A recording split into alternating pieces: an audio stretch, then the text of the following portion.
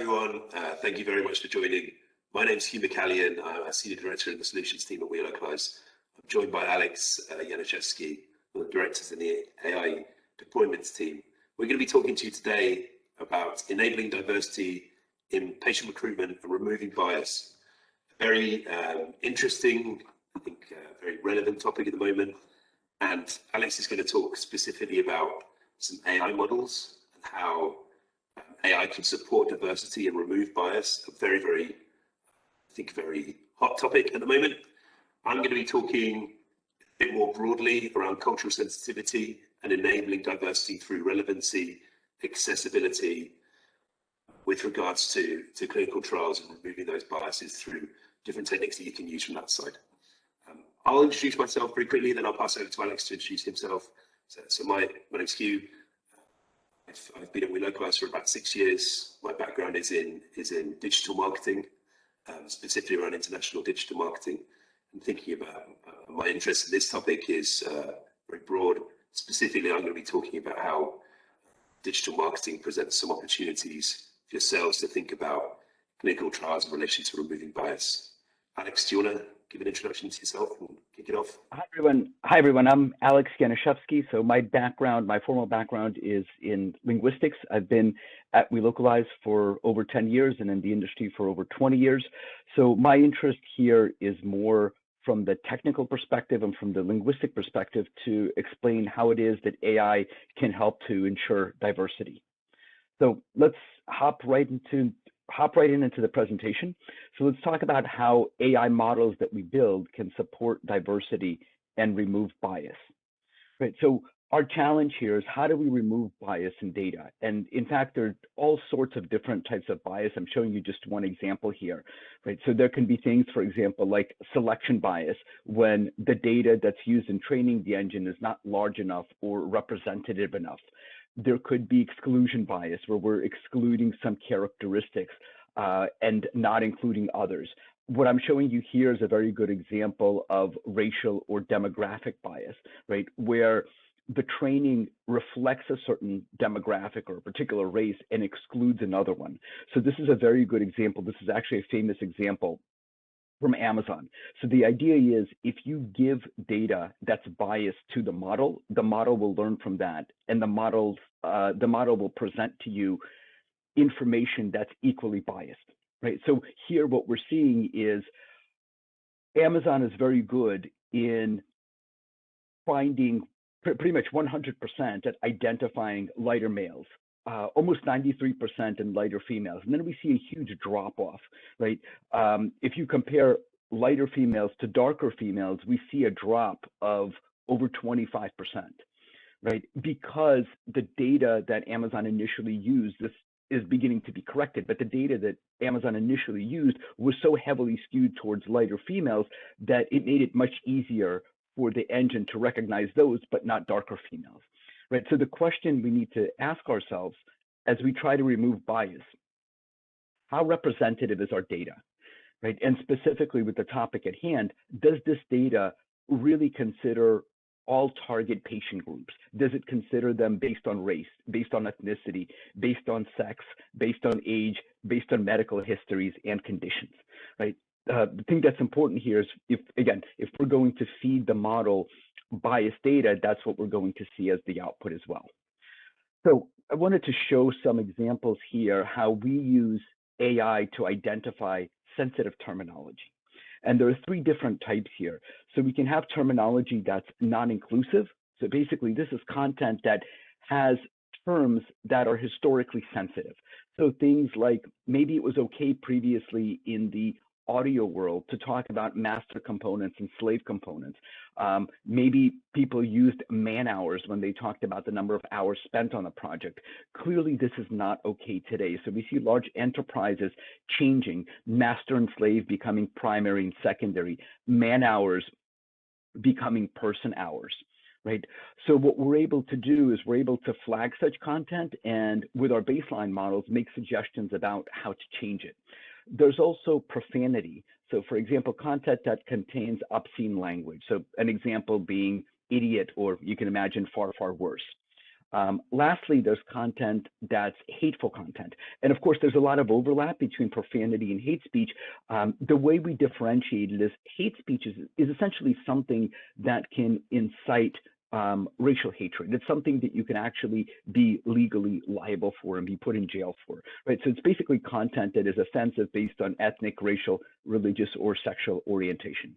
Now, the last thing that's actually very interesting, it's an extremely difficult thing to do, and we're able to do that by and large to a great amount of success, is to disambiguate based on context, right? You can imagine that words and phrases can be either obscene or completely innocent based on the context that they're on. And being able to figure that out and have the A models do that is a very, very difficult task. As just one example of that, recently in February of this year, Facebook actually accused a woman in her mid-80s who was knitting pigs on a Facebook group in Australia, right? And the woman, to commemorate the death of her husband, to make herself feel a little bit easier, she was knitting pigs. She referred to pigs as white pigs. Facebook wasn't able to disambiguate there, so they actually took her off and then later had to retract that. So it gives you an example of how important being able to do this is. So again, just to kind of sum up, we're able to detect non-inclusive language, hate speech, offensive language using AI models. We can make replacement suggestions using colloquial or standard language or brand terminology. So these baseline models can be changed based on customer needs. We have a flexible glossary matching for pre-trained language models. And another thing that's very important is we generate a sentiment report to give you an overview and in-depth analysis. And that's one of the things that we use to disambiguate context. So some real life examples. This is from a major enterprise client. So what you'll see here is a list of the top 10 non-inclusive terms in their content and the count, how many times the term appears. So you'll see terms like whitelist, right? Whitelisting, whitelisted, blacklist, blacklisted, guys instead of people, both guy and guys, right? So these are things you can see how often they occur. And certainly if a company wants to be inclusive, this is manpower, here's another one, right? These are things that they ought to get rid of in their content. Non-inclusivity can also take shape in the form of both pronouns and names. So this is an example of the top 10 female names found in this content. And you'll see that of the top 10, really only 2 of them you can argue are non-Anglo-centric names, right? So again, if a company is trying to be inclusive, this kind of hints that they may have a little while to go. Right. We can see the same thing for male names. This is even more telling because other than the name Guillermo, right, which typically is a Spanish name, most of these names are, again, by and large, Anglo names, except for, maybe you could argue that David could be David and is Italian and Spanish. But certainly, again, if you're a multinational company, you don't see names that are Indian, Asian, Middle Eastern, Slavic, right? So this tells you something. You could do the same thing. So this is a representation of names. You can see 63%, right? More than half are male names. Female names are only 23% here, and unisex names about 13%.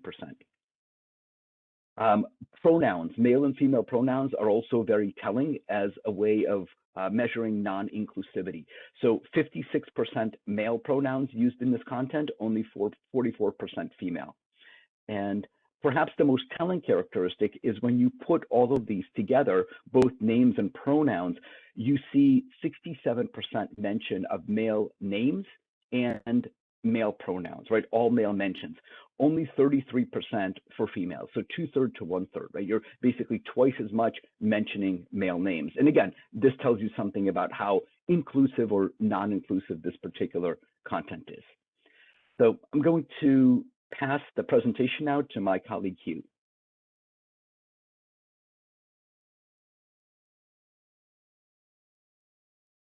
Thank you, Alex. I'm going to move on now. So I'm going to talk more broadly about enabling diversity through relevancy, accessibility, and cultural sensitivity. And I want to start with the cultural sensitivity first. And here's a nice description of it, the ability to appropriately responsive to the attitudes, feelings, or circumstances of groups of people that share a common and distinctive racial, national, religious, linguistic, or cultural heritage. Inclusivity doesn't just mean speaking to them speaking to people in an inclusive voice. I also think it can mean reaching people where they are and what their current circumstances are, as is put here. And I'll talk a bit more in detail about what I mean when I go to the next slide.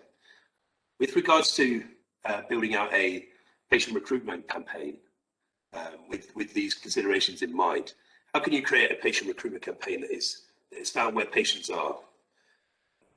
So going back to that word, that's circumstances of where they are. By using, we think about it as potentially using digital advertising to reach people much more efficiently and effectively compared to traditional patient recruitment media. Digital marketing techniques such as paid search on Google and other search engines and paid social placements on things like Facebook and other social media platforms, meaning you can broaden the pool of potential patients to recruit by finding patients where they are and where they spend their time. Give you something. Research shows that 85% of people use Google more than 3 times a day. Worldwide, the average internet user spends over 2 hours per day on social media. So such a massive eyeballs and attention.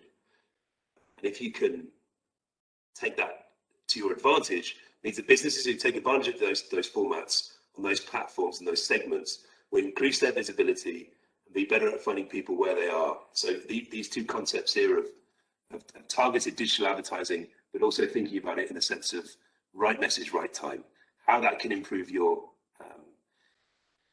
inclusivity, how that can improve to understand the circumstances of where people are. If we talk specifically, I guess more of a challenge potentially to this audience and to other people that I speak to here is how can we think about digital first clinical trials? If we think about inclusivity, if we think about diversity as well, that should be the way that the challenge I would have is how can we think about digital first clinical trials in that sense? Regarding accessibility, creating patient recruitment campaigns that work with social media platforms increase the inclusiveness of the campaign. You aren't dependent on making sure people see or build their awareness by being in a care location, in a treatment location. I'll give you an example. For neurodiverse or physically impaired patients, designing patient recruitment and clinical trials that can be more inclusive means the difference between them enrolling and completing or not being able to enroll, not being able to complete, or no awareness and no completion. So by using digital marketing channels for that acquisition, creating a connected environment as part of the trial where there's been so much focus and improvement on the last 5 or so years. As part of that trial, you'll be increasing the inclusiveness of the overall program, increasing the diversity of your clinical trial, and acknowledging your commitment to improving the equity of those campaigns. So I think those are the general themes that we were looking to cover from today, from Alex's side. How can we turn the narrative away, turn around the narrative and the incredible power of AI to improve the diversity and inclusivity of your projects. And from the things that I've been talking about, how can you take these diverse and inclusive as standard processes and concepts around digital marketing to improve the enrollment and overall improve the completion and the quality of your trials. Now I will pass over and let you know if you've got any questions.